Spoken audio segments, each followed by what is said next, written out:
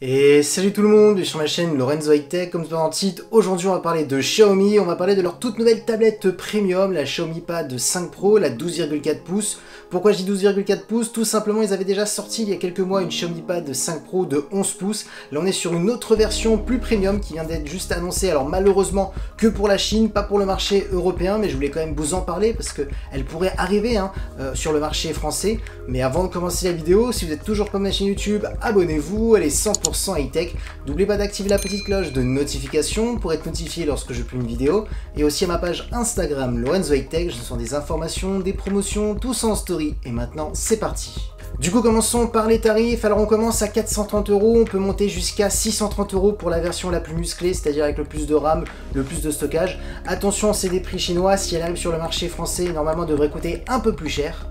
Maintenant, parlons de design. Et ben, en termes de design, franchement, c'est une réussite. Elle est très jolie. On a un écran qui est plutôt bord à bord, borderless. On a aussi un joli dos, plutôt sobre. On va pas se le cacher, elle ressemble énormément à la Xiaomi Pad 5 Pro qui est sortie il y a quelques mois. Là, la seule différence, bien entendu, en termes de design, c'est qu'elle est beaucoup plus grande parce qu'on est sur du 12,4 pouces. Maintenant, parlons des caractéristiques de la face avant. On a une diagonale de 12,4 pouces avec une très bonne définition 2,5K. La technologie d'écran, on est sur du LCD accompagné d'un taux de rafraîchissement de 120 Hz. Ensuite, on a une compatibilité HDR10 et Dolby Vision, donc là ça va être intéressant pour les personnes qui aiment regarder des contenus multimédia sur tablette. Ensuite, on a aussi un écran qui est plutôt lumineux parce qu'on est sur du 500 nits et concernant la caméra frontale, on est sur du 20 mégapixels.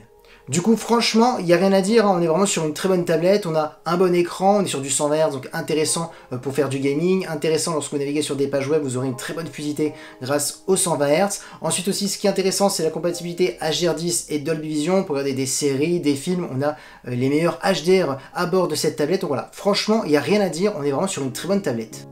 Maintenant, parlons très rapidement de la partie photo, parce qu'on sait très bien qu'en France, on n'utilise pas vraiment nos tablettes pour faire des photos. Sur le marché asiatique, on utilise énormément les tablettes, donc c'est pour ça qu'ils ont travaillé un petit peu la partie photo. Là, ce que je peux vous dire, c'est qu'on a un très bon capteur de 50 mégapixels et un profondeur de champ de 2 mégapixels pour faire des photos effet bokeh. Donc pour une tablette, franchement, ça reste très raisonnable. Maintenant, parlons de performance, alors vous aurez le choix entre 6, 8 et 12 Go de RAM. Comme processeur, on a un Snapdragon 870 de Qualcomm, pour les gens qui ne connaissent pas ce processeur. C'est un très bon processeur haut de gamme, bien entendu, il n'est pas aussi performant que le Snapdragon 8 Gen 1 ou le Snapdragon 8 Plus Gen 1, mais ça reste quand même un très bon processeur haut de gamme pour faire tourner toutes les dernières applications gourmandes, donc ça va être intéressant pour les professionnels qui vont acheter cette tablette. Intéressant aussi pour un gamer qui ne veut pas débourser 1000 € dans une tablette, parce que là, on a quand même de très bonnes performances pour faire tourner tous les derniers jeux vidéo. Donc voilà, franchement, on est sur un très bon processeur. Ensuite, en termes de stockage, on va de 128 à 512 Go. Ensuite, on a un son stéréo qui est certifié Dolby Atmos. Donc là, c'est vraiment intéressant pour les personnes qui aiment bien regarder des séries, des films sur sa tablette. Quand on a un bon son, c'est vraiment parfait.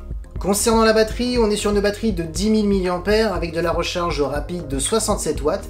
Et concernant les connectivités, on a de la Wi-Fi 6, du Bluetooth 5 et du type C pour la recharger. Du coup, voilà à quoi ressemble cette Xiaomi Mi Pad 5 Pro. Franchement, je la trouve plutôt intéressante par rapport à son tarif. Alors bien entendu, son tarif chinois à partir de 430 €. Ce qu'il faut noter, c'est le 120 Hz au niveau de l'écran, la compatibilité HDR10 et Dolby Vision. Donc voilà, parfait pour regarder des contenus multimédia. Ce qu'il faut aussi noter, que j'ai oublié de dire dans la vidéo, c'est qu'elle est compatible avec le stylet connecté de Xiaomi, donc parfait pour un professionnel pour faire des prises de notes, parfait pour quelqu'un qui veut sa première tablette pour faire du dessin. À 430 €, ça reste quand même vraiment très intéressant. En termes de performance, il n'y a rien à dire, le Snapdragon 870 est un très bon processeur premium, donc voilà, franchement je trouve qu'on est sur une tablette qui est plutôt bien équilibrée.